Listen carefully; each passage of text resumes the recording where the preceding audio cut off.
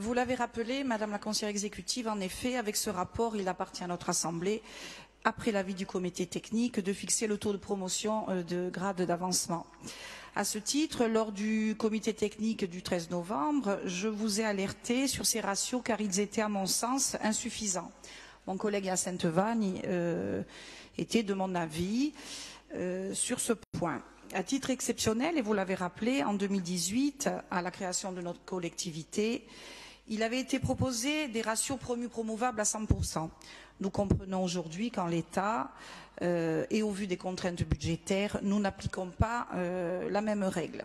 Malgré tout, nous avons trouvé au sein du comité technique un point d'équilibre, et je vous en remercie, et nous avons pu valider ces ratios.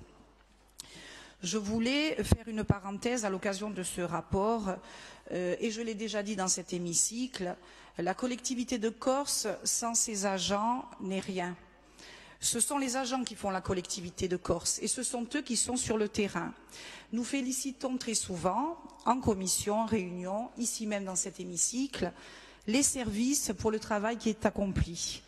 Et pourtant, vous le savez, mes chers collègues, Président, il y a un malaise social. Plusieurs syndicats n'ont pas assisté dernièrement au comité technique. Vous l'avez regretté, je l'ai également regretté. Je pense que c'est une manière de nous alerter, de vous alerter, tout comme ce matin l'ont fait les agents de secrétariat général. Donc je pense qu'il faut prendre tous ensemble en compte ces difficultés. Il faut que notre collectivité, la création de cette collectivité, même si elle est compliquée, nous devons renouer le dialogue, je vous le demande, Président, afin que les agents, qu'il n'y ait plus ce malaise, et du moins qu'il y en ait moins. C'est pourquoi j'insiste sur ce point. Je l'avais déjà dit, j'avais déjà pris position pour les agents du secrétariat général. Régler ce temps de travail, parce que ça peut impacter nos travaux, et nous le voyons aujourd'hui. Donc je vous demande collectivement de renouer le dialogue et de travailler de la meilleure des manières pour que nos travaux avancent. Je vous remercie.